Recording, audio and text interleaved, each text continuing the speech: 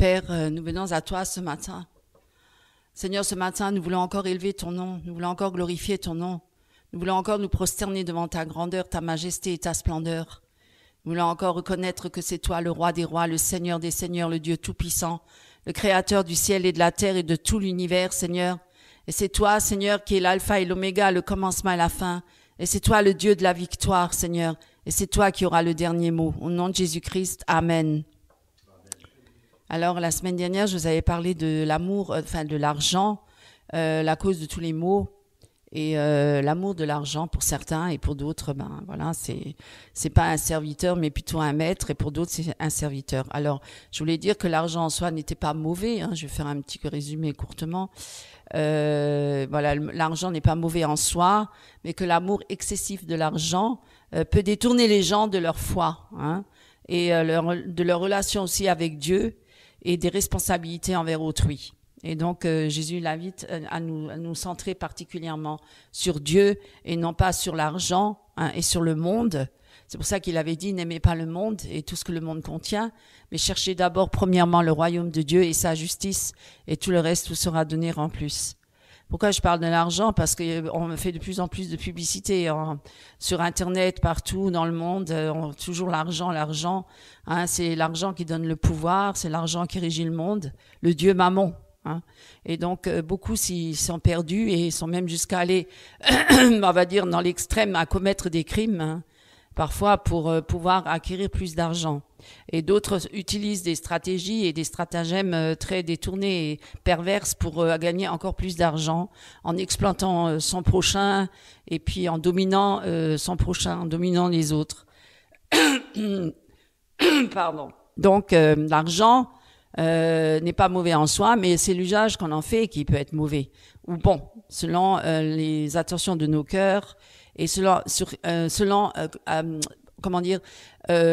qui nous dirige. Si nous sommes soumis à Dieu, l'argent peut être utilisé à bon escient, et si nous sommes sous la domination de Satan, forcément l'argent sera perverti et utilisé à mauvais escient, et donc pourra causer beaucoup de tort à notre prochain et à l'humanité entière.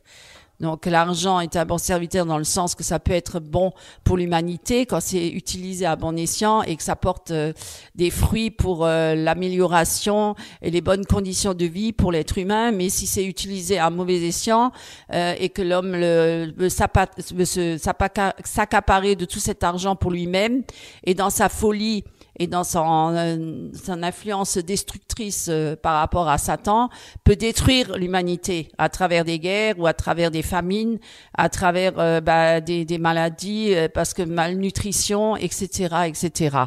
Donc voilà, ou alors exploitation extrême de l'homme, même jusqu'à exploiter les enfants, comme dans certains pays sous-développés, où on exploite les enfants pour faire des beaux tapis, etc., parce qu'ils ont des mains agiles, ou les femmes, et puis on leur paye une bouchée de riz, et puis alors on vend ça dans les pays développés, qui sont riches, on les vend à des prix exorbitants. Vous voyez qu'il y a quand même un problème dans ce monde.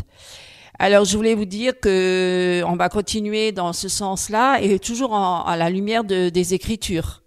Et donc, on voit beaucoup dans les milieux chrétiens aujourd'hui l'amour excessif de l'argent. Voilà pourquoi j'en parle aussi, avec l'évangile de prospérité. Et et donc le phénomène se développe de plus en plus, et on dit oui, tu deviendras riche si tu viens à Christ. Alors les gens, ils s'imaginent qu'en venant à Christ, ils vont devenir riches. Donc c'est même pas tellement venir à Christ parce qu'on veut suivre Christ et se repentir de ses péchés, mais on veut surtout venir à Christ pour devenir riche. Alors ça, c'est aussi une tromperie, un mensonge du diable, et c'est vraiment un piège. C'est un gros piège. Et beaucoup y tombent, et beaucoup y sont tombés. Et alors on admire tous ces gens-là qui sont très riches, qui sont des pasteurs ou des bishops ou des prophètes des nations, et qui sont très riches et qui exhibent d'ailleurs leur argent, qui exhibent leur richesse, qui montrent et qui disent oui, comme même j'ai entendu dire Joyce Meyer, je n'ai pas honte d'être riche, je n'ai pas à me justifier devant les hommes si Dieu me bénit. Vous voyez. Alors certains diront, mais alors Dieu n'aime que Joyce Meyer, et nous alors on n'est pas aimés par Dieu, parce que si elle dit je vais pas me justifier devant les hommes parce que je suis riche, ben alors ça peut frustrer énormément de gens, hein, et peuvent se dire mais Dieu il aime plus Joyce Meyer que moi, et beaucoup sont justement dans cet état d'esprit-là et dans cette frustration en se disant Dieu ne m'aime pas. Vous voyez comment on détourne les choses et comment on détourne la parole de Dieu. Hein? Parce que Jésus aime le monde entier, il est mort sur la croix pour tous les hommes et il a le même amour pour tous, c'est pas la question. Il a pas des préférences. Oui, il a des préférences dans le sens quand il a marché sur la terre et que les apôtres étaient là, et bien sûr qu'il avait Jean, il préférait Jean qui était l'apôtre du cœur, etc. Bien sûr parce qu'il connaît le cœur de l'être humain. Bien sûr que s'il a des préférences, c'est parce qu'il connaît l'homme et il sait que certains hommes ou femmes aiment plus Dieu plus que d'autres, forcément. M'aimes-tu, quand il a dit à Pierre, m'aimes-tu, Pierre, m'aimes-tu? Oui, mais Seigneur, tu le sais que je t'aime. Voilà, donc je veux dire, quelque part, certains, oui, ont de l'amour, un amour plus fort pour Dieu et sont plus consacrés. Forcément que Dieu, il sera plus proche de ces gens-là. Forcément, Dieu sera plus proche de ces âmes-là, de ces personnes-là, des serviteurs et des servantes ferventes, hein, qui sont engagés avec Christ tout au long de leur vie et qui veulent aller jusqu'au bout avec Christ, hein. Comme même Paul a dit, ce monde-là pour moi est une perte, et même ma famille, même ma génération, enfin je veux dire même ses origines, qu'il était hébreu et qu'il était issu de la tribu des Lévites et qu'il était lui-même prêtre, hein, sacrificateur, et qu'il a dit qu'il regarde ça comme de la boue maintenant, hein, comme une perte, parce que parce que son gain à lui c'est Jésus-Christ, hein, qu'il a gagné la vie éternelle, et c'est ce que nous devons aussi espérer avant toute chose, c'est de gagner la vie éternelle, hein, et celle-là, elle est gratuite, elle est pas payante, mes amis. On rentre pas dans le royaume de Dieu en payant. Et ce qui est une abomination de nos jours, et j'ai encore regardé là cette semaine, j'étais choquée. Hein, par exemple, certains, surtout là en fin d'année, hein, la fête, les festivités. Vous voyez à nouveau les chrétiens de la prospérité qui se réveillent pour encore une fois faire de la publicité pour dire oui. Hein, la nuit de la traversée, puis investissez dans cette nuit-là pour l'année 2025. Beaucoup d'argent, beaucoup vont encore une fois ouvrir leur porte-monnaie et puis encore donner encore beaucoup d'argent à tous ces prédicateurs de l'évangile de prospérité. Et combien ils les trompent, hein, en les influençant justement émotionnellement, hein, en leur disant, comme j'ai entendu Casarema par exemple, à Lise Mazambi et puis celle qui prêche là-bas, pasteur, femme, qui disait oui, là, je vous le dis, c'est même pas un don, une offrande, c'est une semence que vous allez faire. Vous allez faire une semence pour votre famille, 2000 €. Vous faites un chèque de 2000 €. Elle le précise bien. Et vous regardez vous-même sur Internet, vous le verrez c'est noir sur blanc, hein, c'est pas caché, hein, c'est même filmé. C'est même mis en vidéo, hein. C'est pour ça que je vous en parle, parce que je l'ai vu. Et c'est vraiment une abomination, parce que elle le dit ouvertement. Elle dit, vous allez faire une semence pour votre famille, pour vos familles, une semence. Faites un chèque de 2000 €. 2000 €. Hein, je vous le dis, hein, c'est pas une offrande, c'est pas un don, c'est une semence que vous allez faire pour vos familles. 2000 €, un chèque de 2000 €. C'est pas 100 €, c'est pas 20 €, c'est 2000 €. Vous imaginez, c'est pas rien, hein, mes amis, hein, c'est pas rien. Donc voilà, on voit toute cette manipulation, hein, dans le monde, dans le milieu chrétien, qui est vraiment abominable. Je vous le dis, c'est franchement, moi ça me désole pour tous ces gens qui sont envoûtés, ces gens qui sont manipulés et qui sont aveuglés et qui ne se rendent même pas compte, que là ils sont dans un faux évangile et qu'on se moque d'eux, hein, parce que voilà, c'est pas parce que tu as semé 2000 € que tu vas avoir plus dans l'année qui va suivre, hein. Certains ont bien témoigné, ils se sont appauvris jusqu'à ne plus rien avoir, et puis voilà, et les pasteurs et les pasteuresses et pasteureux, ou je sais pas comment on doit les nommer, et puis tous les bishops là et tous les grands là, les docteurs, etc., hein, les prophètes des nations, eux ils s'exhibent dans leur grosse voiture hors série, hein, et puis dans leur palace, et puis dans leur jet privé, et puis on trouve ça normal. Et d'ailleurs, Joyce Meyer a dit, c'est pas de ma faute si Dieu me bénit, hein, j'ai pas à me justifier devant le peuple. Ah, d'accord. Très bien. Donc, on se soumet, on est tous des moutons. C'est bien encore bien pire que dans le monde encore. Ça change pas, hein. Voilà. Et donc, pour dire que ça, c'est le christianisme contemporain. Et cette théologie-là de la prospérité, elle est enseignée partout, hein. Et puis, et forcément elle est combinée avec les dons financiers et à l'obéissance à Dieu. Il faut obéir à Dieu, il faut faire les dons parce que c'est écrit dans la Bible. C'est écrit qu'il a les offrandes et les dons, donc ils appuient beaucoup là-dessus, mes amis. Forcément, les gens ils se culpabilisent s'ils donnent pas, parce que c'est eux, pour eux, c'est comme s'ils donnaient à Dieu. Donc quelque part, ils arrivent à manipuler les gens de cette manière-là. Et donc, il faut obéir à Dieu. Et forcément, ça conduit à des bénédictions matérielles. Alors, on dit, tu seras richement béni, tu auras plus de richesse, et puis tu auras là aussi la santé et la prospérité. Voilà. Et c'est très populaire dans certains milieux.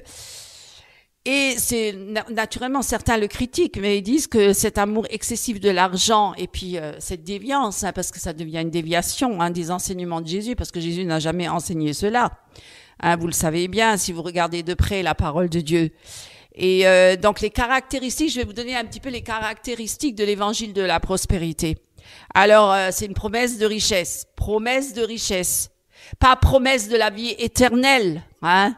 Le royaume de Dieu, nous sommes étrangers sur la terre, nous sommes que de passage, que notre patrie elle est céleste. Non, eux ils vont dire tu vas régner maintenant déjà sur la terre, le dominionnisme, le Kindanao, et l'idée centrale est que Dieu veut que tous ses enfants soient riches et qui vivent dans l'abondance matérielle. Alors tous ceux qui sont pauvres, ils sont maudits. Ils sont pas bénis par Dieu, etc. Alors mes amis, tous ces pays, tous ces églises persécutées dans le monde qu'on voit, tous ces pauvres pasteurs qui ont tous de quoi subsister, même certaines assemblées, donc elles sont pas bénies par Dieu. Vous voyez. Et même Paul à l'époque, il devait aller travailler. Il était faiseur de tentes. Il n'était pas là à attendre que tout l'argent lui tombe dessus. Il était lui-même et combien de fois emprisonné et combien de fois il était rejeté et puis il n'était pas dans la richesse et dans l'abondance matérielle, mes amis. Il attendait même que certaines églises lui fassent des dons pour ses besoins vitaux. Et pas pour le reste, pas pour dire je vais à un jet privé ou quoi que ce soit, mais c'était pour répondre à ses besoins vitaux, primordial. Voilà, pour la nourriture et puis le vêtir, je veux dire quelque part, voilà. Alors, lié, les caractéristiques de l'évangile de prospérité, c'est lier la foi avec la richesse. Vous voyez, certains enseignent que la richesse est une preuve tangible de la foi ou de la faveur divine. Donc, si t'es pas riche, t'es pas béni par Dieu. Donc, combien de gens vont se culpabiliser? Combien de gens vont se culpabiliser, se dire, mais je suis pas avec Dieu, Dieu ne me bénit pas, je suis pas riche, etc. Vous voyez le piège, la tromperie. Combien sont tourmentés à cause de ça, à cause de tous ces pasteurs et docteurs et faux prophètes et faux chrétiens qui s'affichent là honteusement sur Internet ou sur les réseaux sociaux ou que sais-je encore et qui viennent tous à dire oui, il faut prospérer, entrepreneuriat aussi, l'entrepreneuriat, il faut être un chef d'entreprise, leader spirituel, leader d'entreprise, etc. Il faut être la tête et non pas la queue. Vous connaissez là ces arguments-là dans Castanou, etc. et Karambiri et tous ces gens-là qui et Cospiel, etc. Tunazi, nous sommes la tête et non la queue. Alors, et c'est comme ça qu'on manipule les gens et le don pour récolter. Ils ont le don pour récolter. Ils ont toujours des projets. Vous le savez. Ils ont toujours une église à construire ou une salle à acheter, à louer, du matériel de musique ou autre, audiovisuel, etc. Ils ont toujours des besoins. Ils ont toujours des choses toujours des projets et donc ils sont toujours là en train de mendier constamment. Ils mendient constamment. Ils vont pas aller travailler pour ça et ils sont toujours en train de mendier, etc. Bien sûr qu'ils prennent une part pour eux-mêmes, comme ils vont dire, tu n'en muselleras pas le bœuf quand il travaille, n'est-ce pas? Alors donc, bien sûr, ils sont justifiés par ce fait-là, qu'ils sont engagés à plein temps, pour le Seigneur, évidemment. Alors, les prédicateurs, même s'ils se sont autoproclamés que Dieu les a jamais appelés, quelque part, voilà.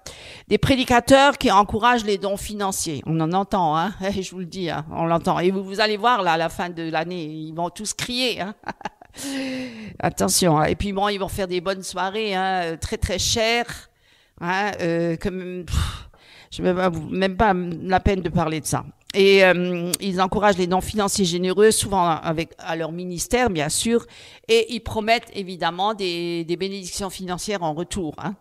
Plus tu donneras, plus il te sera donné. Voilà, ça c'est leur slogan, hein, souvent. Et évidemment, il y a un décalage total avec l'enseignement de Jésus, hein, dans l'Évangile. L'Évangile de prospérité est en contradiction avec de nombreux enseignements de Jésus de la Bible. Par exemple, Jésus, il vivait modestement. Il a dit, prenez avec moi Matthieu chapitre 8, verset 20. Ah, du coup, Alors, il dit quoi? Les renards ont des tanières et les oiseaux du ciel ont des nids, mais le Fils de l'homme n'a pas où reposer sa tête. Vous voyez un peu? Le Fils de l'homme, pourtant, hein, tout lui appartient, hein, le monde entier lui appartient et toutes les richesses du monde lui appartiennent. Et pourtant, il a marché modestement sur la terre. C'était pour bien faire comprendre que c'était pas ça l'essentiel, que l'essentiel c'était avant tout d'être en communion avec le Père, avec Dieu et de servir le Seigneur avant toute chose. Et donc Jésus n'a jamais recherché la richesse matérielle. Il n'a jamais fait la promotion de la richesse matérielle. Et il a vécu une vie humble, hein. Et la richesse, il est né dans une étable, mes amis, vous le savez, hein. Il avait une paire de sandalettes, une robe. C'était bien pour préciser que c'est pas le vêtir, le manger, le boire qu'il faut se préoccuper de ces choses-là. Le Seigneur sait ce dont vous avez besoin, mais que c'est avant tout de chercher le royaume de Dieu et sa justice. Vous voyez, alors cet évangile de prospérité là. Parce qu'ils viennent avec l'histoire de l'ancienne alliance. Ils viennent toujours avec la richesse d'Abraham, qui avait de nombreux troupeaux. Ils viennent toujours avec David, qui était très riche, qui était un roi. Salomon, hein, qui avait toute la richesse et la gloire sur la terre. Ils viennent toujours avec ces choses-là. Donc voilà, ils viennent avec l'Ancien Testament. Et bien sûr, j'ai déjà dit précédemment, dimanche dernier, que la richesse n'est pas mauvaise en soi si on en fait un bon usage. Et si Dieu veut rendre quelqu'un riche, il peut le faire, bien sûr, il n'y a pas de souci par rapport à ça. Mais ça sera toujours pour la gloire de Dieu, ça sera toujours pour l'évangile, pour la propagation de l'évangile. Mais et bien sûr qu'on a droit à une part aussi, c'est une récompense quelque part aussi, mais est-ce que vous pensez qu'on va se balader en jet privé et qu'on va avoir des domaines, des châteaux et des villas partout dans le monde entier? Vous croyez? Et qu'on a un garage rempli de 50 voitures, hein, de luxe. Alors, la richesse, même Jésus l'a dit, ne recherchez pas la richesse matérielle. Et parce que la richesse peut être un obstacle spirituel. Jésus a enseigné que la richesse peut devenir un piège. Lisez avec moi Luc, chapitre 12, verset 15, où il dit, prenez garde, gardez-vous de toute cupidité. Cupidité, avarice, l'amour de l'argent. Pourquoi? Je vous l'avais déjà dit la semaine dernière, la vie d'un homme ne dépend pas de ses biens, même s'il est dans l'abondance. La vie ne dépend pas de ses biens, même s'il est dans l'abondance. L'accent sur le renoncement. Jésus a demandé à ses disciples de renoncer aux biens matériels pour le suivre pleinement. Qu'est-ce qu'il a dit quand il a dit à ses apôtres, viens et suis-moi? Hein? Voilà. Il a même dit, vous voyez ça dans Matthieu 16, 24, si quelqu'un veut venir après moi, qu'il renonce à lui-même, qu'il se charge de sa croix et qu'il me suive. Vous voyez les dangers qu'il y a par rapport à l'évangile de prospérité. L'idolâtrie de l'argent, parce que certains, ils en font un idole. C'est ça le danger. C'est pas l'argent, on peut l'utiliser. C'est un bon serviteur, comme j'ai dit, un mauvais maître. Si ça devient notre idole, notre Dieu, le Dieu maman, eh bien forcément, c'est une idole. C'est une idole dans notre cœur qui prend la place de Dieu. C'est pour ça que je vous dis, mes frères et sœurs, examinez-vous si vous êtes réellement avec Christ. Quelles sont vos préoccupations premières dans votre vie? Quel est votre état de cœur? Vers quoi il se penche? Sur quoi et à quoi il pense? Alors, l'évangile de prospérité peut conduire à une idolâtrie de l'argent. Certains qui ont même peur et l'angoisse, qu'est-ce que je vais advenir? Même moi, je suis aussi passée par là, vous inquiétez pas, hein. Je suis pas meilleure que vous, hein. Je me suis aussi parfois préoccupée, j'ai dit qu'est-ce que je vais devenir sur cette terre avec tous ces problèmes et tout ça, mais Dieu délivre de ces préoccupations-là. Dieu nous libère de ces angoisses-là, bien sûr. Et il pourvoit à nos besoins, n'est-ce pas? Et si parfois il faut aller travailler, eh bien oui, il faut aller travailler. Oui, pour pouvoir payer nos factures, hein, et nos dettes et tout ce qu'il y a besoin pour manger. Bien sûr que beaucoup de chrétiens travaillent, hein. Il n'y a pas tous là à attendre qu'on leur donne la béquille ou bien qu'on leur envoie les dons et les offrandes. Hein. Tout le monde n'est pas appelé à être à plein temps. Vous voyez, il faut pas se culpabiliser si vous allez travailler, mes amis. Vous pourvoyez aux besoins de vos familles aussi. Vous pourvoyez aux besoins de peut-être même certains chrétiens qui ne peuvent pas aller travailler ou qui sont engagés à plein temps pour Dieu, vraiment, réellement appelés par Dieu. Hein?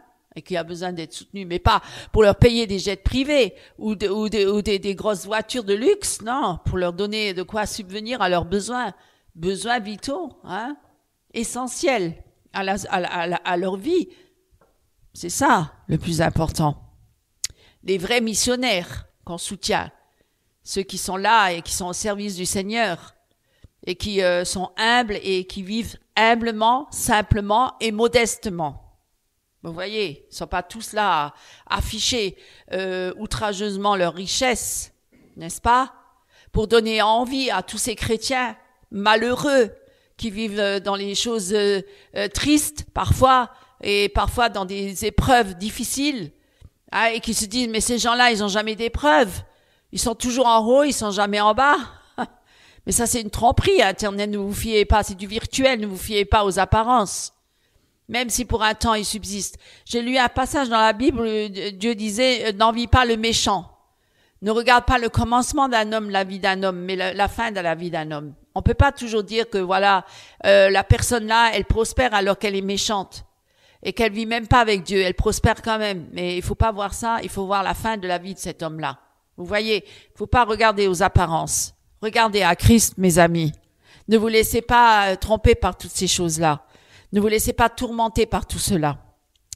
Alors, et d'ailleurs Dieu le dit même, l'évangile de prospérité peut conduire à une idolâtrie de l'argent en contradiction avec le commandement de ne pas servir deux maîtres. On ne peut pas servir deux maîtres. On ne peut pas servir le Dieu maman et le Dieu vivant, forcément. Hein. Il faut choisir lequel on veut suivre. Alors, il y a une distorsion de la foi. Il peut réduire la foi chrétienne à une transaction économique. Vous voyez, maintenant, on voit de plus en plus dans les églises. Il y a même des églises entrepreneuriat. Hein. Tout est lié avec l'argent, tout est lié avec l'entreprise, avec le développement personnel, etc., etc. Hein. Impacter le monde et tout le reste. Et entrer dans votre destinée, forcément. Accomplir vos rêves. Hein, vous connaissez tout ça. Sors de ta zone de confort. Tout ça, c'est des termes qui sont dans le développement personnel. Donc, ils ont adopté, ils ont adopté les termes et les méthodes du monde, hein, des ténèbres. Voilà. Dans les milieux chrétiens, on entend ça de plus en plus. Surtout parmi les jeunes hein, qui se convertissent de plus en plus, parce qu'ils sont endoctrinés par ça, ils sont formatés par ça, ils ont besoin d'être changés, d'être transformés. Il y a que Jésus qui peut nous délivrer de tout ça, nous libérer, nous transformer, parce que le monde là, il est contraire à Dieu, il a rien à voir avec Dieu. Jésus l'a dit lui-même, ce monde-là, il est contraire à moi. Je ne suis pas de ce monde. Voilà, moi, mon royaume, c'est le royaume du céleste. Il n'est pas terrestre. Donc, il faut toujours être en communion avec Christ pour ne pas se laisser endoctriner par toutes ces pensées mondaines, hein, et de ténèbres aussi, hein, qui nous dirigeraient vers une fausse vérité, hein, vers un mensonge, pour nous prosterner devant un faux Dieu. Hein, pour nous amener à aduler, à adorer, pour être l'antéchrist, l'homme impie. Voilà, idolâtré. Alors, souvent, c'est une distorsion de la foi, et donc la foi chrétienne, elle est réduite à une transaction économique où les bénédictions divines sont vues comme des récompenses pour des contributions financières. Ignorer la souffrance et la pauvreté, l'évangile de prospérité va marginaliser les pauvres, hein, et tous ceux qui souffrent, ils vont les considérer comme inférieurs à eux. Vous voyez pas l'orgueil, vous avez déjà vu l'orgueil des chrétiens parfois? Combien se prennent pour des grands là au-dessus de tout le monde? Hein, c'est vrai, hein, et ils méprisent même le petit, l'insignifiant, hein, celui qui est pauvre, hein, et misérable. À la limite, on leur donne une bouchée de pain, mais c'est pas pour autant qu'ils sont là à avoir vraiment de l'amour pour leur prochain. Avant tout, ils ont l'amour de soi. Regardez moi, le moi, c'est le moi qui est mis en avant, c'est le moi qui est élevé. Hein, regardez-moi, et puis regardez ma richesse, regardez, je suis dans le bonheur, je suis heureux, et les gens, ils les envient, ils les regardent, ils les adulent, et ils prient même pour eux, pour qu'ils deviennent encore plus riches, pourquoi pas. Alors, en insinuant que leur manque de foi, alors ils vont dire que les pauvres, ils ont un manque de foi. Hein, si Dieu les bénit pas, c'est parce qu'ils ont un manque de foi ou ils ont pas ou un manque d'obéissance. Ils ont pas assez obéi. Donc, s'ils ont pas assez obéi, bah Dieu les bénit pas et ça c'est la cause de leur condition. Hein, et pourtant, la Bible, elle montre que Dieu a une préférence. On va pas dire, oui, quelque part, oui, il est miséricordieux et fait grâce, et il entend le cri de l'affligé, hein, de celui qui crie à lui dans sa détresse. Hein. Et un riche, il crie pas forcément parce que lui, il compense tout par son argent. Hein, quand il a un problème, une angoisse, quelque chose, il va essayer de le compenser avec son argent. Hein, il va se sécuriser avec l'argent. Alors que le pauvre, il n'a aucune sécurité, il n'a pas l'argent, il n'a rien, il ne peut que dépendre de Dieu. Il crie à Dieu dans son affliction. Et alors Dieu, oui, dans sa grâce et sa miséricorde, eh bien, il a un cœur particulier pour les pauvres et les opprimés. Hein, c'est même écrit dans la Bible, dans Luc 4, verset 18. Et alors, tous ces leaders spirituels de la prospérité, eh bien, ils ont une grande manipulation. Ils manipulent facilement les gens, hein. Surtout quand ils sont faibles et misérables. On peut facilement manipuler ces gens-là parce qu'ils ont aucune force, hein. Ils ont aucun pouvoir, ils ont rien, hein. Et donc, on peut facilement les manipuler. Et ces leaders religieux, ben, ils exploitent leurs fidèles, hein. Et même ceux qui ont moyennement de l'argent, ils les exploitent, hein, comme Casarema, comme il dit, donner un chèque de 2000 euros, hein, pour semer pour vos familles. C'est une semence. Je vous le dis, c'est pas une offrande, c'est pas un don, c'est une semence que vous allez faire pour vos familles. Ça, c'est bien vu, ça. Et comme on aime nos familles et qu'on veut qu'ils soient sauvés et qu'ils soient bénis, eh bien, on va la faire. Alors, beaucoup vont faire ce chèque de 2000 euros. Et c'est ça qui est malheureux. Au lieu de plutôt faire ce chèque de 2000 euros à le donner à leur famille, ça serait beaucoup mieux, hein. Alors, en leur demandant des dons sous prétexte de recevoir des bénédictions divines, créant, évidemment, des abus financiers et spirituels. Alors, je peux vous donner une autre vision biblique de la prospérité. Oui, la prospérité, elle est écrite dans la Bible, hein. La Bible, elle parle bien de bénédictions, mais elles ne sont pas forcément limitées que au matériel, que aux richesses matérielles. Il y a la prospérité spirituelle aussi. La véritable richesse pour le Seigneur, c'est avant tout de grandir dans la foi. C'est ça le plus important, dans l'amour et la paix en Dieu, en Dieu. Paul dit bien dans 1 Timothée chapitre 6 verset 6, « Or, la piété avec le contentement est une grande source de gain. » Vous voyez, la piété avec le contentement. Hein? Ça veut dire que contente-toi de ce que tu as, hein, le contentement, être content avec ce qu'on a. Beaucoup se plaignent, et même moi ça m'arrive aussi de me plaindre. Pardon Seigneur, hein, c'est vrai, franchement, on est humain, hein, on est humain, hein. On a toujours quelque chose où on pourrait se plaindre, hein. On a toujours un truc qui va pas. On murmure facilement, hein. Je me mets dans le lot, hein, me croyez pas que je suis au-dessus de tout ça, non. Non, si j'en parle, c'est aussi parce que moi-même, je suis aussi pris par ces choses-là, et j'ai des combats, et que j'ai besoin de la grâce du Seigneur pour ne pas me détourner des voies de Dieu et des pensées de Dieu, parce que c'est important, et de lire la parole, de prier sans cesse, parce qu'on a un ennemi, l'ennemi de nos âmes, qui essaie toujours de nous détourner de la parole de Dieu et toujours nous ramener dans des voies qui ne sont pas les siennes. Et nous avons besoin de veiller, d'être vigilants constamment. Mes amis, c'est un combat. Nous avons un combat sur cette terre. Nous devons marcher par l'esprit et non pas par la vue. Et souvent, le diable veut nous ramener dans les choses par la vue et par les sentiments ou par les émotions et non pas par le Saint-Esprit. Nous devons marcher par le Saint-Esprit et non pas par les émotions, non pas par les sentiments, non pas parce que oui, alors certains disent « Oh, mais t'as pas d'amour, t'as pas de sentiments, ça n'a rien à voir ». Il faut marcher par le Saint-Esprit. Si on marche par les sentiments, c'est trompeur les sentiments. Les sentiments humains sont trompeurs. Hein? Voilà. Si on a des sentiments, qu'on les consacre à Dieu, qu'on les soumette au Saint-Esprit, que nos émotions, il nous a donné des émotions, des sentiments, bien sûr, on n'est pas des robots, mais que ce soit soumis à Dieu, à l'Esprit Saint, et sanctifié par le Saint-Esprit. Nos sentiments, nos émotions, tout ça sanctifié. Bien sûr qu'on a des émotions et des sentiments, Dieu nous l'a donné, mais pour la gloire de Dieu, pour glorifier Dieu, non pas pour glorifier l'homme, non pas pour glorifier la chair, Non pas pour glorifier un bishop ou un pasteur ou une pastoresse ou un mouvement ou tomber amoureux ouais, par sentiment aussi. Ça aussi, c'est un piège. Parfois, on doit se soumettre à Dieu et même pour les couples, hein, si certains cherchent un partenaire dans le milieu chrétien, c'est pas toujours par les apparences ou les sentiments qui peuvent être trompeurs, mais c'est en se soumettant et soumettant nos sentiments et nos émotions à Dieu pour qu'on laisse le Seigneur travailler notre cœur et nous libérer de nous-mêmes et de rester dans les voies de Dieu, dans ses pensées à lui et nos sentiments et nos émotions soumis au Saint-Esprit pour la gloire de Dieu, mes amis.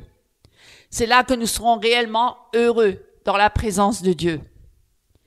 Alors, j'étais en train de dire par rapport à la prospérité, il y a aussi dans la Bible, il y a la prospérité, bien sûr, spirituelle, parfois matérielle, oui, la prospérité collective même. Les bénédictions matérielles, lorsqu'elles surviennent, sont un moyen de bénir les autres. Hein. Moi, j'aime bien faire des cadeaux. Moi, si j'ai de l'argent, j'aime bien faire des cadeaux. C'est vrai, je le reconnais. J'aime bien donner. Et je pense que beaucoup aiment ça aussi. Voilà, quand on a de l'argent, il est facile de faire des cadeaux, il est facile de donner. Quand on n'a pas d'argent, ben on donne rien parce qu'on n'a rien et ça c'est des fois pénible. On est un petit peu frustré parce que parfois on a envie de donner et on n'a pas. Moi j'ai des petits enfants, parfois j'aimerais bien donner mais j'ai pas, donc je renonce. Alors que l'homme qui est riche ou la femme qui est très riche, eh ben ils peuvent toujours offrir et donner toujours. Alors on va dire oh qu'est-ce qu'ils ont bon cœur, mais pourquoi? Oui, le pauvre aussi il a un bon cœur, mais il aimerait aussi bien donner mais il peut pas. Voilà, c'est ça. Donc c'est difficile. Voilà. Donc, je ne demande pas ni la pauvreté ni la richesse, mais on va suffisamment avoir pour subvenir à mes besoins et aussi aux besoins des autres, mes amis. Ça, c'est une belle vie. C'est une vie comblée. C'est une vie qui est généreuse, hein, mes amis. Voilà. Quand on peut encore donner à ses amis aussi, un petit peu, hein, autour de soi. Hein. Voilà, bénir nos frères et sœurs. Voilà, la richesse. Comme un outil pour la gloire de Dieu. Et non pas comme un but. Hein? Un moyen de bénir les autres et non pas une fin en soi, la richesse. La Bible, elle enseigne que la richesse doit être utilisée pour honorer Dieu, vous voyez, et aider les autres. C'est ça le but. C'est écrit dans 1 Timothée chapitre 6, versets 17 à 19, où il est dit que la richesse, la Bible, elle enseigne que la richesse doit être utilisée pour honorer Dieu et aider les autres. Alors, l'évangile de la prospérité, bien que séduisant pour certains, semble s'écarter des enseignements bibliques sur l'humilité, le renoncement à soi, hein, et la vraie richesse spirituelle. Jésus a enseigné qu'est-ce qu'il a enseigné? Il a enseigné, on le lit dans Matthieu chapitre 6, verset 33, « Cherchez premièrement le royaume de Dieu et la justice de Dieu, et toutes ces choses vous seront données par-dessus. » Vous voyez bien, cet appel à rechercher les valeurs spirituelles et à se détacher des biens matériels reste central dans la foi chrétienne. Les bénédictions matérielles ne doivent pas devenir un objectif, mais un moyen de servir Dieu et les autres, mes amis. Voilà ce que je voulais vous dire aujourd'hui. Je vais parler courtement, mais je veux vraiment que vous ayez à cœur de savoir que Dieu n'est pas contre l'argent, la richesse, hein, parce que les chrétiens qui sont nés de nouveau ne vivent pas dans le désert, loin de tout, à l'écart de tout, comme des ermites, hein, dans un couvent ou un monastère. Non, ils vivent dans le monde. Et d'ailleurs, Jésus l'a dit, Saint-Père, je te prie, non pas de les ôter du monde, mais de les garder du monde, du malin, donc les préserver. Donc nous marchons dans ce monde, nous vivons dans ce monde, nous travaillons dans ce monde et nous payons nos factures et nos impôts aussi. Parce que d'ailleurs Jésus même l'a dit quand Pierre il a dit l'argent est-ce qu'on doit donner l'argent à l'État. Et alors Jésus il était là et il s'est embarrassé avec cette question, mais après il a dit Pierre montre-moi la pièce d'argent et l'effigie qu'il y a dessus. Il a dit qu'est-ce que tu vois dessus? Il a dit quoi? Je vois César dessus. Alors il a dit rendez à César ce qui est à César et rendez à Dieu ce qui est à Dieu. Donc on doit se soumettre aux autorités sur la terre et rendre à César ce qui est à César. Nous devons payer nos impôts, nous n'avons pas le choix. Donc nous avons besoin d'argent, évidemment. Donc voilà, il faut quand même être un chrétien équilibré. Moi, ce que je vous souhaite vraiment, c'est que qu'on soit des chrétiens équilibrés dans ce monde. Déjà pour être la lumière du monde, hein, parce que nous devons être la lumière du monde et nous devons refléter la grâce et la puissance de Dieu. Nous devons refléter la présence de Dieu sur la terre. Et en même temps, nous ne sommes pas du monde. Hein, et voilà. Et donc, nous devons être des chrétiens équilibrés, d'avoir notre cœur, notre vie à Jésus-Christ et pour l'espérance céleste, puisque nous ne sommes que le passage sur la terre, nous sommes des voyageurs, des pèlerins sur la terre, nous sommes des étrangers sur la terre, notre patrie, elle est céleste, elle n'est pas terrestre, ce monde-là, il passera, et toute sa convoitise aussi. Hein? Et donc, ce n'est pas à ça que nous devons rattacher notre cœur. Notre cœur, il doit être attaché à Christ, et seulement à Christ. Et notre espérance, elle est céleste, mes amis. Elle n'est pas terrestre. Au nom de Jésus-Christ, et l'argent peut être un bon serviteur, mais un mauvais maître. Faites-en un serviteur qui vous servira pour utiliser, pour la gloire de Dieu, pour l'œuvre de Dieu, pour le ministère dans le Seigneur. Au nom de Jésus-Christ, Amen.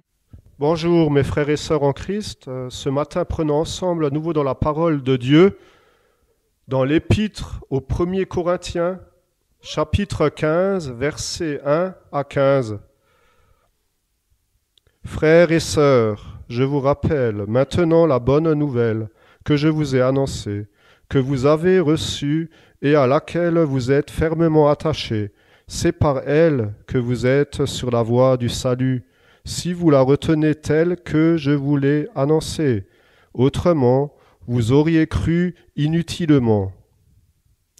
Je vous ai transmis avant tout cet enseignement que j'ai reçu moi-même. Le Christ est mort pour nos péchés, comme l'avaient annoncé les Écritures.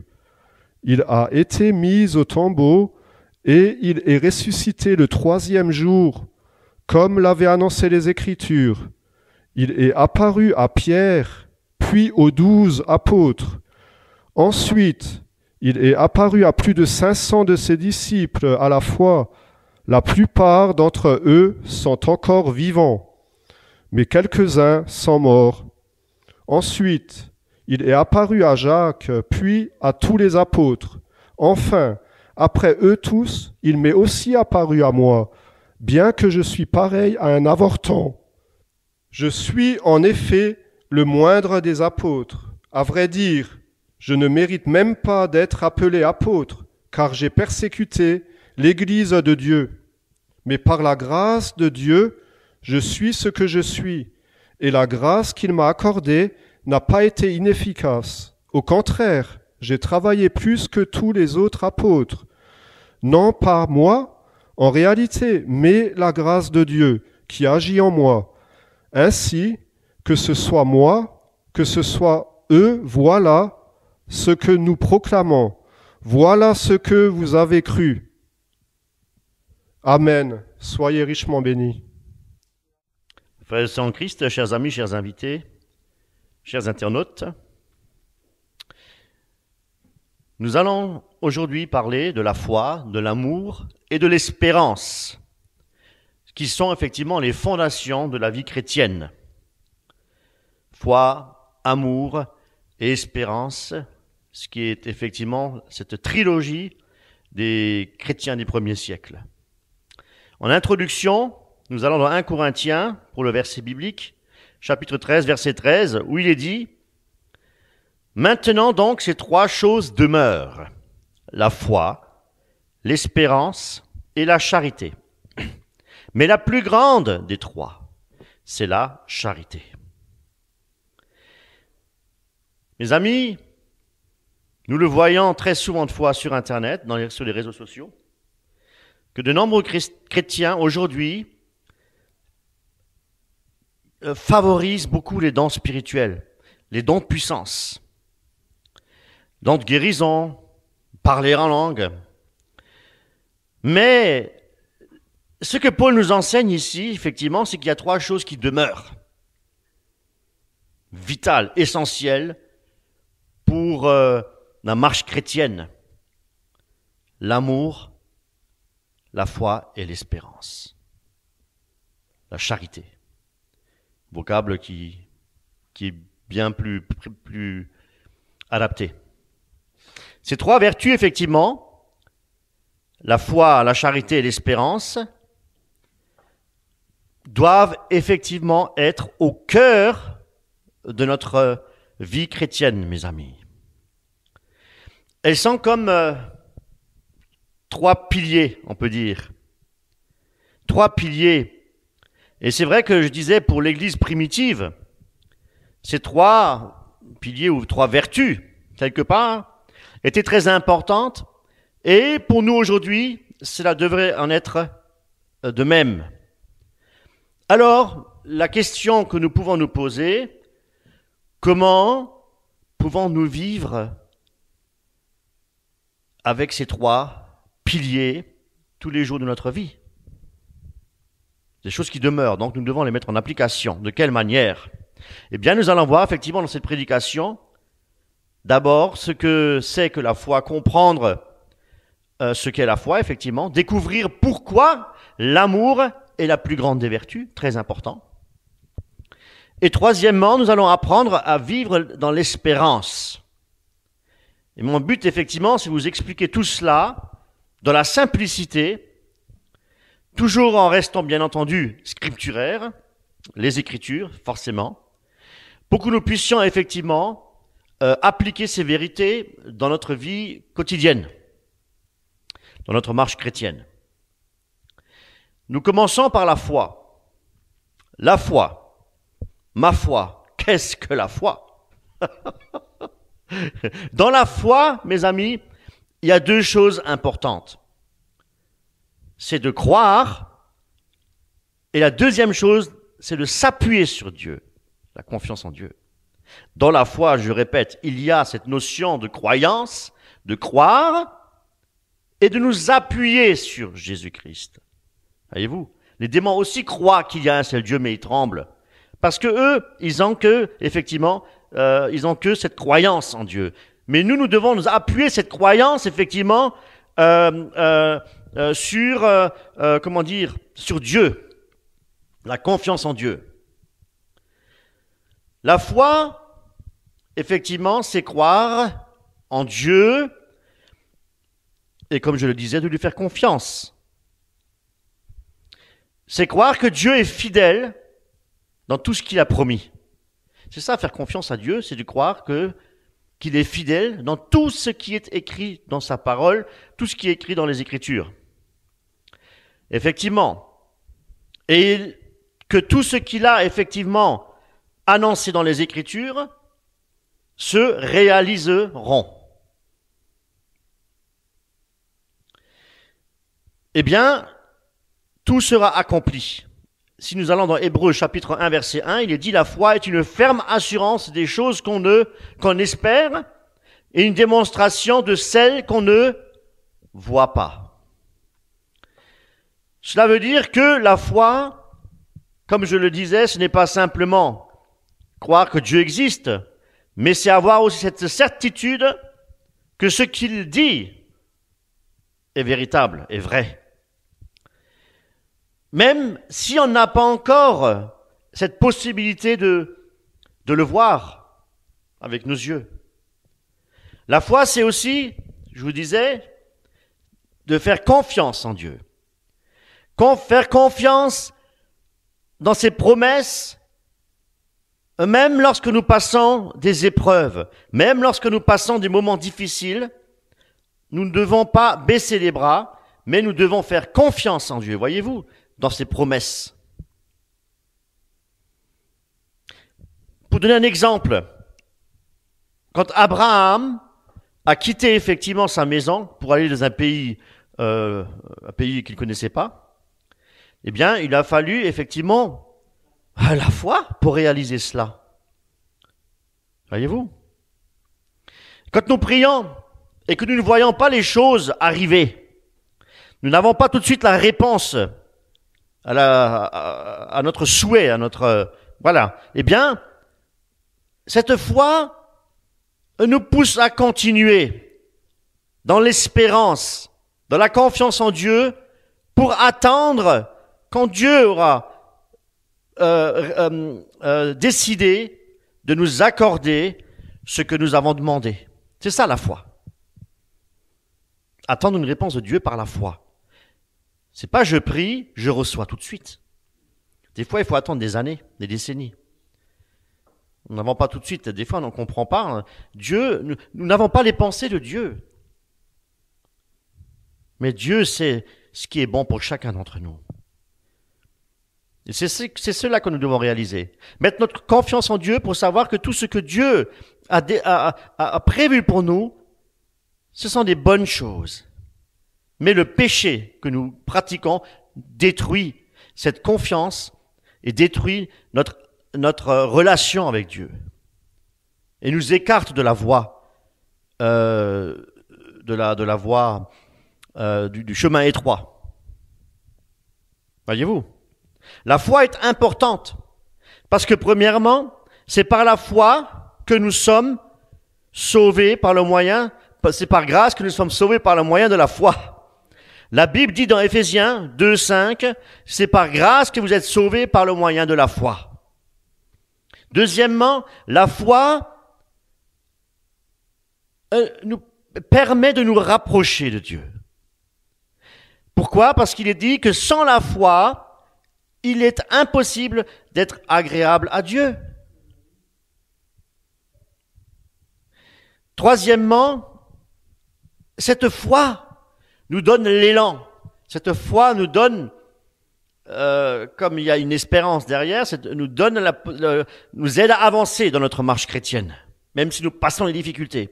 Et nous donne de la force pour faire confiance à Dieu, dans des situations pénibles même, quand les choses semblent devant nous une montagne difficile à franchir, difficile à gravir, à surmonter, merci. Et même si ce qui est impossible pour l'homme est possible à Dieu. Voyez-vous, si nous faisons confiance à Dieu, alléluia, c'est ça la vérité. C'est cette foi-là. C'est une foi qui est agréable à Dieu. C'est de faire confiance à Dieu. Parce que nous sommes éprouvés par Dieu. Dieu permet des épreuves pour voir et pour notre foi. Hein? Pour mesurer notre foi. Nous devons vivre notre foi chaque jour. Aussi en lisant les Écritures. Voyez-vous? Parce que la foi vient de ce qu'on entend. Et si nous lisons les Écritures, nous entendons la parole et nous pouvons méditer la parole. Nous devons laisser la parole de Dieu nous parler dans notre cœur, nous affermir.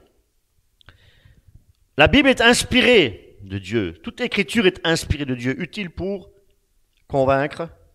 Et c'est écrit dans 1 Timothée, je ne sais plus 3,15 ou 2 Timothée 3,15. Donc, c'est pourquoi nous devons nous laisser conduire et être enseignés par l'Esprit de vérité, le Saint-Esprit, le Consolateur, que Jésus nous a envoyé. Parce que ce consolateur, c'est lui qui est l'auteur des Écritures. Et pour vivre notre confiance, nous devons prier avec confiance. Communiquer avec Dieu, avoir effectivement une bonne relation verticale, une relation intime avec notre Créateur. 2 Timothée 3,16. Merci. Pour vivre notre foi dans la joie, même si nous passons les épreuves et les difficultés, je le précise, nous devons obéir à Dieu. Car l'obéissance vaut mieux que les sacrifices. La foi, la vraie foi, elle se montre par quoi? Dites-moi. Qu'est-ce qu'il dit Jacques? La vraie foi se montre par nos actions. Alléluia, par nos actions. Pourquoi? Parce que la foi sans les œuvres est une foi morte, nous dit la parole de Dieu. Dernier point. Pour vivre notre foi, nous devons aussi témoigner. Et ce n'est pas réservé ou limité, si vous voulez, à des ministres de Dieu, à des évêques, des pasteurs, des diacres, etc. Et c'est réservé pour tout frère et sœur en Christ. Témoigner de Jésus-Christ. Ce que Dieu a fait dans votre vie. Et qui il est. Et ce qu'il a fait. Et ce qui nous attend dans l'espérance. Alléluia. C'est ça le témoignage que nous devons apporter. Le témoignage est un partage. Regardez le témoignage de Jésus-Christ. Qu'est-ce qu'il a partagé, Jésus-Christ? Sa vie. Jésus a partagé sa vie pour nous montrer l'amour, avec un grand A, agapé, qu'il a, car Dieu a tant aimé le monde, non pas une certaine catégorie, ou juste les élus, comme le souligne la doctrine de Calvin, mais il a donné sa vie au monde entier, afin que quiconque, est-ce que tu fais partie de ce quiconque? Oui. Est-ce que vous faites partie de ce quiconque? Oui. Nous faisons partie de ce quiconque. Croient en lui, ne périssent point. C'est quoi périr? Mourir. Périr, c'est perdre la vie éternelle. C'est manquer la grâce de Dieu. C'est cela. Mais qu'il ait la vie éternelle. Dieu ne veut pas la mort du pécheur, mais il veut la vie. Et la vie, nous pouvons l'obtenir, non pas par nos propres œuvres, mais par le sacrifice vivant de Jésus-Christ, qui a, tétélestai, tout accompli sur la croix. Pour toi, pour moi. Pour être reconnaissant au Seigneur. C'est pour cette raison-là qu'il ne veut qu'aucun ne périsse, mais que tous arrivent à la repentance. Donc, nous devons, au pardon, nous devons nous pardonner les uns les autres si nous avons effectivement blessé ou heurté les consciences de qui que ce soit. Et nous devons apprendre à nous aimer les uns les autres, comme l'exemple de Jésus-Christ, dans l'amour communautaire, l'amour de Dieu fraternel, mes amis, dans le partage, dans l'exhortation, dans l'édification de notre prochain, de notre frère, de notre sœur.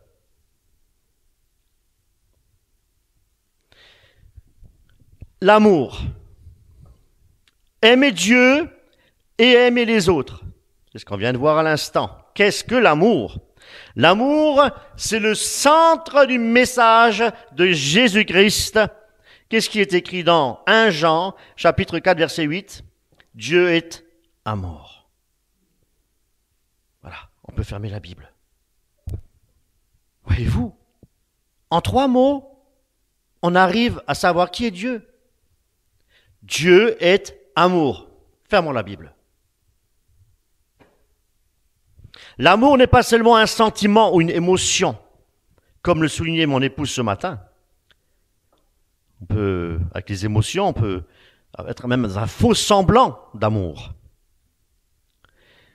Dans 1 Jean 4,8, la Bible nous dit clairement que Dieu est amour. L'amour chrétien est donc basé sur ce que Dieu, il est lui-même.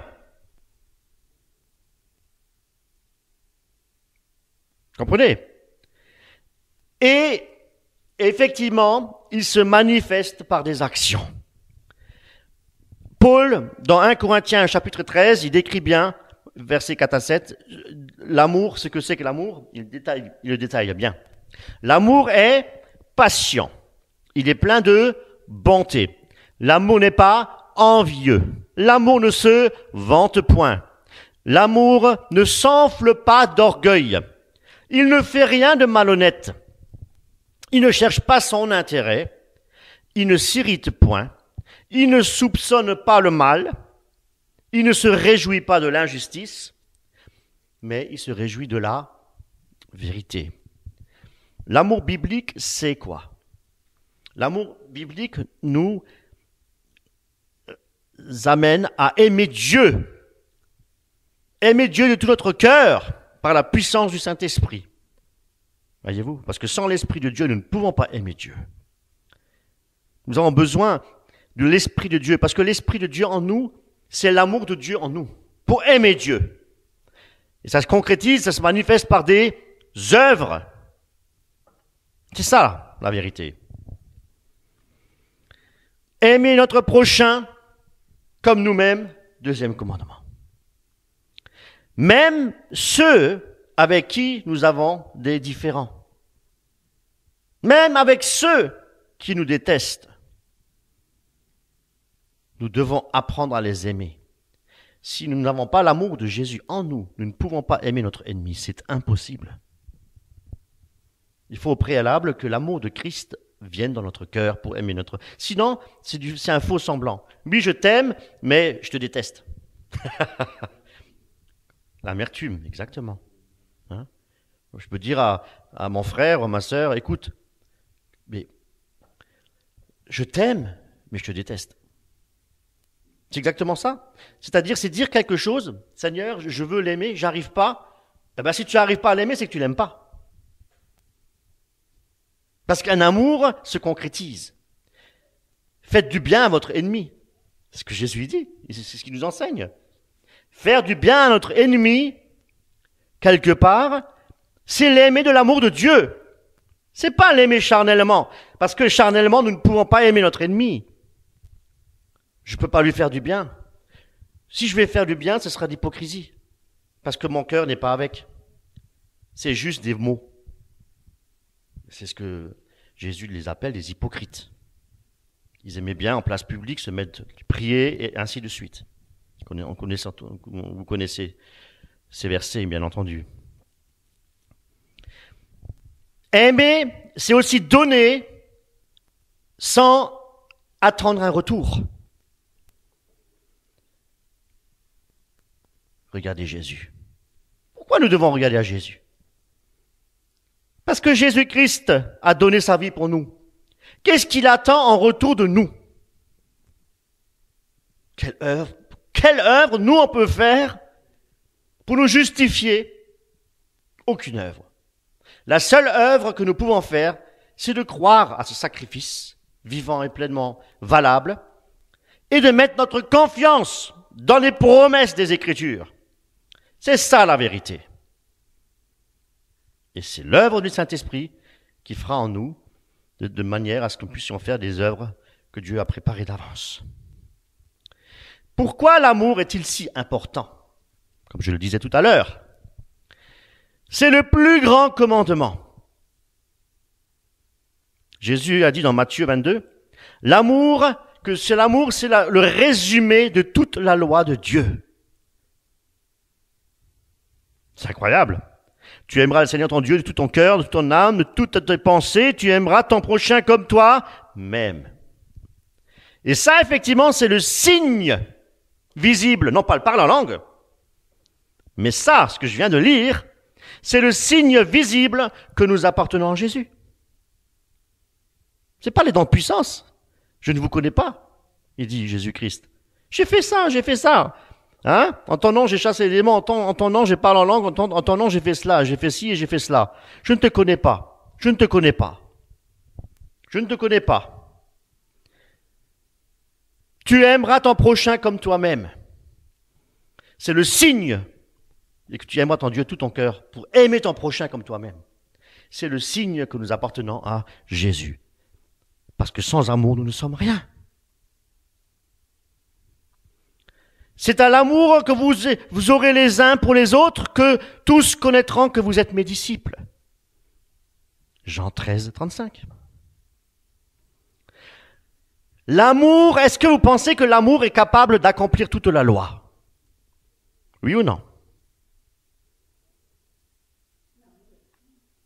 Que l'amour accomplit toute la loi. C'est ce que je disais tout à l'heure. C'est Jésus qui l'avait fait. Mais est-ce que notre amour à nous peut-il accomplir toute la loi? Galates 5, 14, car toute la loi est accomplie dans une seule parole. C'est dans la parole de Jésus-Christ que la loi était accomplie. Dans l'acte de Jésus-Christ sur la croix que tout est accompli. Tu aimeras ton prochain comme toi-même, nous dit. L'amour accompli dans toute la loi par le Christ seul. Comment vivre dans l'amour chaque jour de notre vie? Comment aimer Dieu? Comment aimer Dieu? Bonne question. Comment aimer Dieu? Dieu est amour. Comment l'aimer? Comment l'aimer? En gardant ses commandements. Lui obéir. Si vous m'aimez et si vous gardez mes commandements, si vous êtes effectivement fidèle, merci, si vous êtes fidèle à ma parole, à mes commandements, c'est cela en fait, Jean 14, 15. Il faut encore une fiancée qui aime son fiancé. S'ils ont la possibilité de se rencontrer, est-ce qu'ils vont se tourner le dos chacun? Je pense qu'il y a un échange. Ils apprennent à se connaître.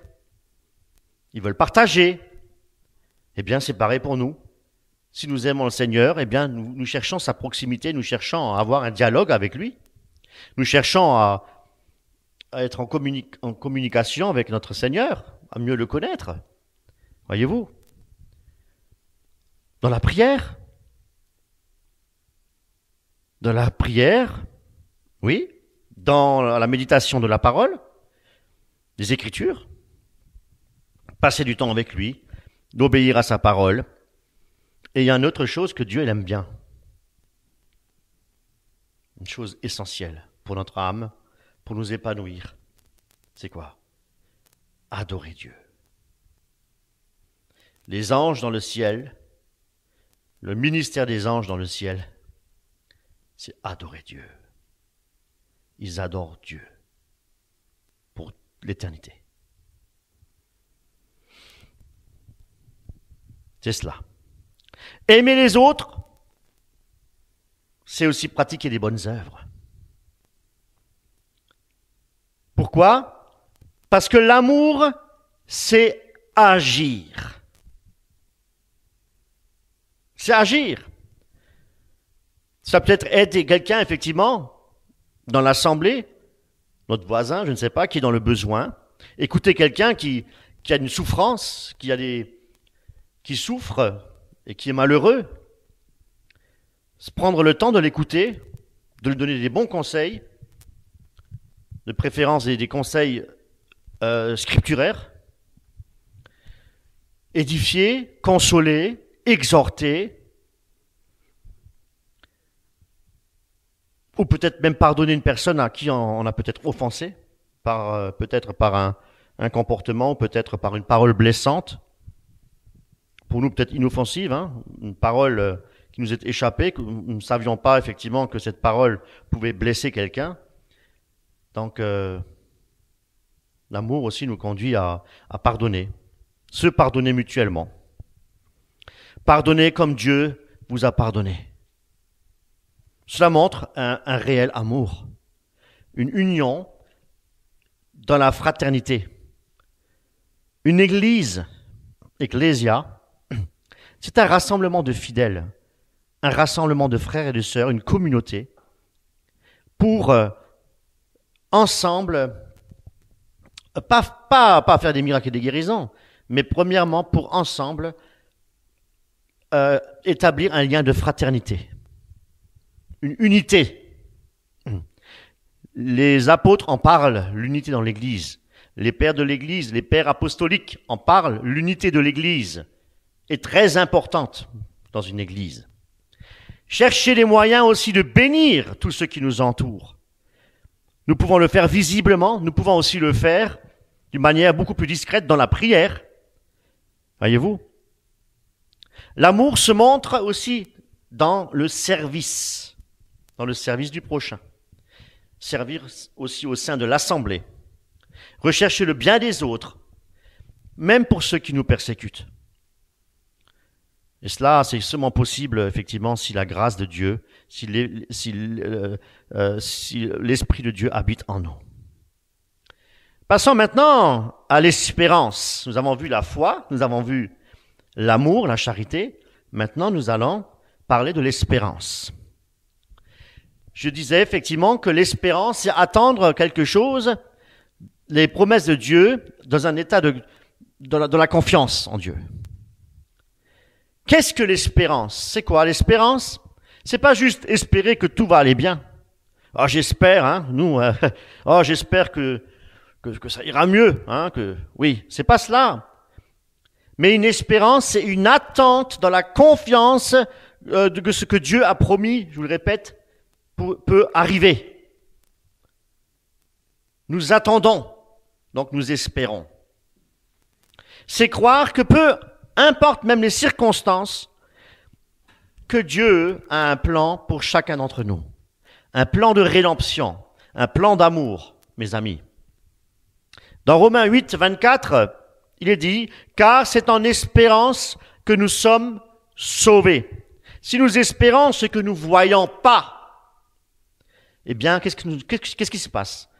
J'espère, il nous montre toutes les belles choses, la nouvelle Jérusalem. Et si nous espérons ce que nous ne voyons pas, nous l'attendons avec quoi? Avec la persévérance. Je ne le vois pas encore, mais j'espère. Paul parle d'espérance, et quand on parle d'espérance, il y a toujours derrière cela une promesse. Et voyez-vous, et la promesse de la vie éternelle avec Dieu, c'est ça, mes amis, à quoi nous espérons. C'est d'être éternellement avec le Seigneur. Dieu a préparé des maisons. Chacun aura sa demeure dans le ciel. Je vais vous préparer une place afin que là où je suis, vous y soyez aussi. Jean 14, 2. La promesse que Dieu nous soutient, qu'il est fidèle même dans les épreuves. Romains 8, 28. Regardez, nous savons que toute chose concourt au bien de ceux qui aiment Dieu. Romains 8, 28. La promesse que Jésus reviendra et que tout sera restauré. Apocalypse 21, 4. Pourquoi l'espérance est-elle aussi importante? Parce que espérer, c'est attendre. Et quand il y a des épreuves, eh bien, nous avons cette force de Dieu pour résister aux épreuves. Pour avoir la force de résister aux tentations, etc. Et quand nous traversons effectivement des moments très difficiles, l'espérance nous aide effectivement à tenir bon. Voyez-vous? L'espérance nous aide aussi à continuer à poursuivre notre marche chrétienne. Dans Romains 5, 3, il est dit « L'affliction produit la persévérance, et la persévérance, la victoire dans l'épreuve, et cette victoire, l'espérance. » L'espérance, elle nous garde une direction unidirectionnelle, hein, le ciel, l'éternité. L'espérance nous garde toujours dans la vérité, sur le droit chemin. Parce que nous ne pouvons pas espérer on ne peut pas espérer, si vous voulez, l'éternité, si nous ne sommes pas sur le droit chemin. Et Jésus-Christ est le chemin, la vérité et la vie. Donc la vie éternelle ne se trouve qu'en Jésus-Christ. Donc c'est pourquoi nous devons avoir les yeux fixés sur Jésus-Christ. Alléluia. De là nous vient aussi, de Dieu nous vient le secours. Voyez-vous? Elle nous focalise vraiment sur l'éternité, l'espérance. Voyez-vous? Nous souffrons effectivement dans ce monde dans un corps peut-être malade, des persécutions, des tentations, des séductions, etc. Mais toujours nous rappeler que l'espérance nous rappelle vraiment que c'est important parce que nous savons que notre véritable demeure est dans le ciel et pas sur cette terre. Voyez-vous? L'espérance doit aussi quelque part comme remplir notre cœur de joie et de paix. Que le Dieu de l'espérance vous remplisse de toute joie et de toute paix dans la foi. Nous avons effectivement, Paul nous dit que nous avons un Dieu d'espérance. C'est que Dieu donne en nous cette espérance. Dieu produit aussi cette espérance, cette foi pour vivre selon les préceptes de Dieu et d'avoir toujours les yeux fixés sur Jésus. Parce que Jésus-Christ est le chef et le consommateur de notre foi. Alléluia! Nous devons méditer effectivement les Écritures, nous rappeler chaque jour les magnifiques promesses de la Bible. Quand ça ne va pas bien, ouvrant les Écritures, il y a des promesses. Et comme nous espérons, eh bien ces promesses vont se réaliser. Peut-être présentement, sinon dans le ciel.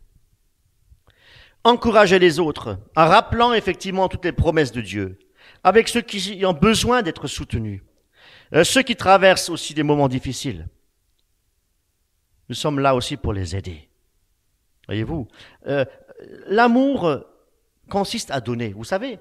C'est ça les bonnes œuvres. Les bonnes œuvres, c'est pas forcément dépenser son argent pour enrichir les caisses d'une association.